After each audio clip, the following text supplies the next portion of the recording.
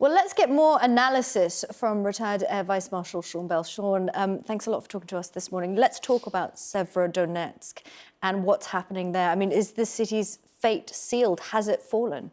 Well, I think let's look at the slightly bigger pictures of this, which is the Russian advance at the moment has been much more clinical, much more focused, much more coordinated. It feels much more like a military operation now than the earlier phases, which seem to have a lot of political meddling in them.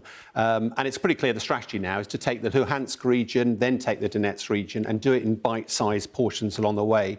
We've seen that the Russians have taken Lyman off to the side there. That is strategically important because it's got some rail networks through there and there's also some bridges across the river, which will be important for the next phase of the operation. And also not shown here, but Popasna, they've also, here we go, Popasna, they've taken Popasna there as well. And therefore what they're actually gradually tightening the noose on Severodonetsk here. And of course, that region represents only about 5% that's left in Ukrainian hands of the Luhansk Oblast.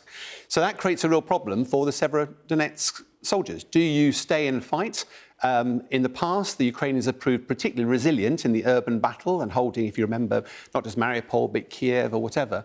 The trouble is, once you are surrounded, you may last for a while, but the outcome is pretty bleak. So that's one outcome, or you withdraw your forces ready to fight another day. And as a military guy, there are some bigger battles probably to come. I would be looking to try to withdraw those forces, which looks likely is what's happening.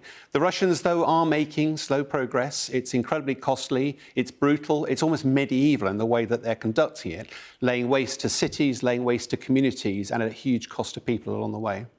OK, so what do the Ukrainians need to do now if they want to win this war?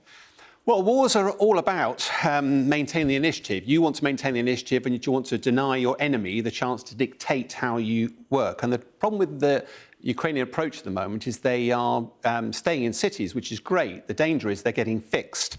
That makes them predictable, and that means that they lose the initiative. So part of that is that they need to have some heavier weapons as well. What do I mean by heavy weapons? Not man-portable weapons, because at the moment, the Ukrainians can fight the close battle pretty effectively with their guns and anti-tank weapons, but the Russians are just feeding that fight, and somehow you've got to get into the deep battle. You've got to start targeting the resupply lines, targeting the Russian bridges that they're using to get this stuff into. Otherwise, it looks pretty bleak. So part of that is they do have some heavy weapons. The West is providing some artillery, and talked about MLRS. That is on its way. But of course, inevitably, it takes a while to get everybody trained on it. You've got to get all of the ammunition in as well. So there's a time it takes to get them in. More recently, they've talked about MLRS. Now, that range of that, unlike artillery, which is about 20 miles, MLRS is about 300 miles. And of course, the West starts to get nervous with those sorts of weapons about whether they actually might be used to start targeting into Russia itself, which will be an escalation, which at the moment the West is obviously very reluctant to get involved with.